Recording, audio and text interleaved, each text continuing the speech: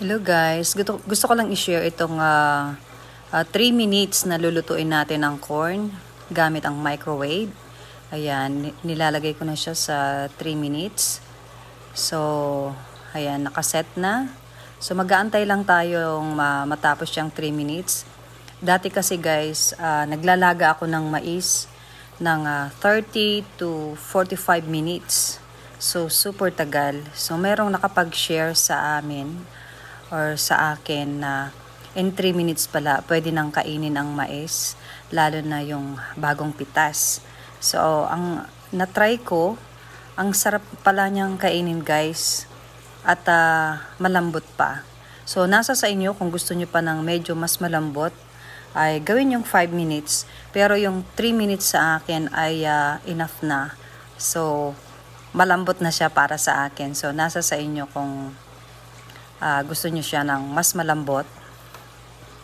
Kaya, ang sarap niya guys. So, nakatipid ako ng gas, nakatipid ako ng oras, at nakapag-trabaho ako ng kung ano man yung tatrabahuhin ko. Kasi nga, dahil nga sa maiksing oras lang, so hindi ko na siya kailangang bantayan. Hindi kagaya nung naglalaga ako, kailangan bantayan ko kasi baka umapaw. Di ba? At ang sarap niya talaga, yung manamis-namis ang mais na ito kapag lalo pagka bagong pitas, tapos ima-microwave niyo siya kaagad.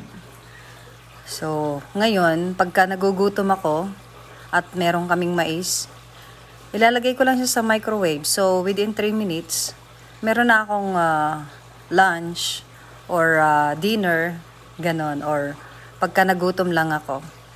So, meron na tayong 1 minute and 10 seconds. So, konting-konti na lang.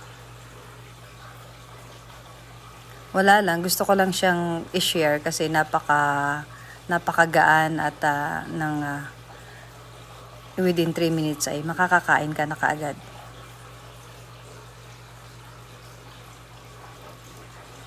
Ayan, konting-konti na lang.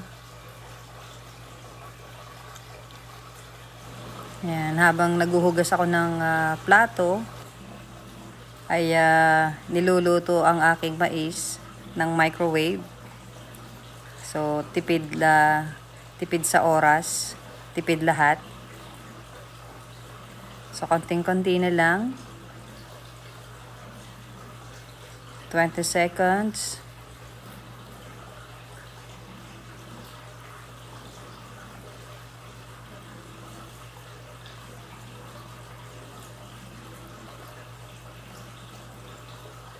Ayan, 5 seconds na lang. Oops, ayan na. Ayan ng mais. So, mainit siya. Hindi ko siya masyadong mahawakan. Dito na lang sa dulo. Ayan. Mainit ang kanyang usok. Yung lumalabas sa dulo yung init. Babalatan na natin. So, ingat lang guys at baka mapasok.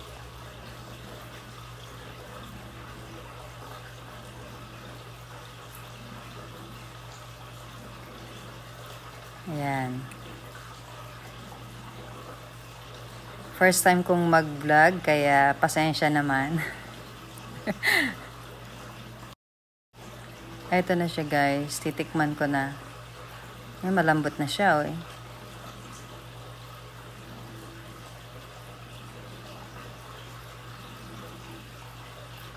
Mainit.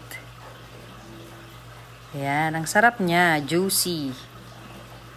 Thank you for watching, guys.